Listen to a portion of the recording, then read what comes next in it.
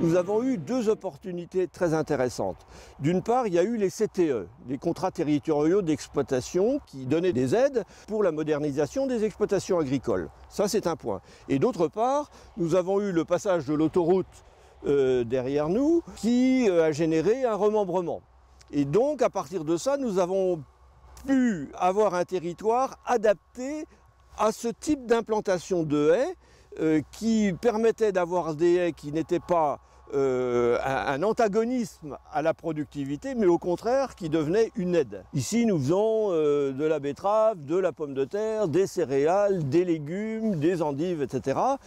Et nous avons essayé de découper notre territoire pour faire rentrer de la biodiversité par différentes façons. D'une part, bien sûr, avec le plus spectaculaire qui est l'implantation de haies, mais aussi en limitant au maximum l'utilisation des engrais, des pesticides et notamment des herbicides. Nous sommes sur un territoire avec des terres très riches, avec beaucoup d'eau sous les pieds, et nous avons tenu à valoriser cet aspect des choses tout en ayant une démarche la plus respectueuse de l'environnement possible. Depuis le départ du projet, nous avons été suivis par beaucoup d'organismes. On a été conseillés sur le type d'espèces à mettre dans les haies. Et donc aujourd'hui, on continue à avoir un diagnostic chaque année annuel pour voir l'évolution et l'impact des haies sur les cultures. La haie permet d'abriter beaucoup d'espèces, donc des insectes auxiliaires qui peuvent permettre ainsi d'éviter des traitements insecticides dans la culture. On peut donner l'exemple des carabes qui vont pouvoir parcourir des fois 70 mètres, 80 mètres dans une journée et qui vont pouvoir aller manger, se nourrir des œufs des limaces, donc les limaces qui sont néfastes pour nos cultures. L'impact du microclimat qui est fait par la haie et qui va permettre un gain de rendement sur la culture.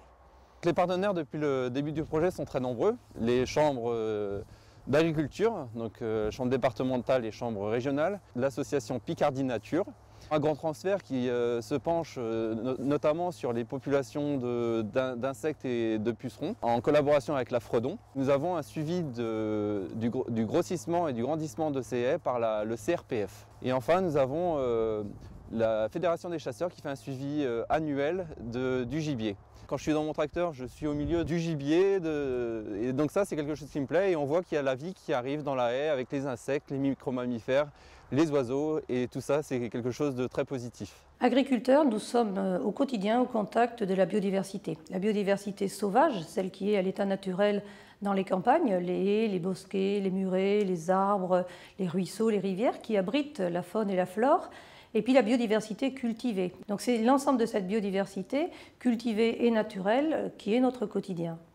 Un grand nombre d'exploitations françaises ont maintenu la biodiversité. Il y a des zones où il y a moins de diversité sur notre territoire et ça se voit, des grandes plaines.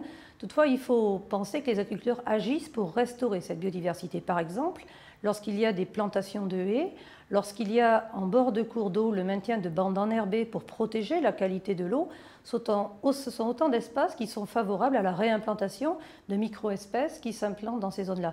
Depuis de nombreuses années, la FNSE a engagé des actions au plan national et au plan local pour préserver, voire restaurer la biodiversité. Nous avons signé une convention agriculture, chasse et faune sauvage. Nous travaillons aussi avec la Ligue de protection des oiseaux, avec les parcs, avec différentes associations qui sont sur le terrain. Sans les actions des agriculteurs, il ne peut pas y avoir de biodiversité. Nous sommes vraiment à la FNSE dans cet état d'esprit d'expliquer le pourquoi de l'intérêt de la biodiversité et que les agriculteurs après, par leurs pratiques, par leurs changements d'itinéraire technique, puissent y répondre.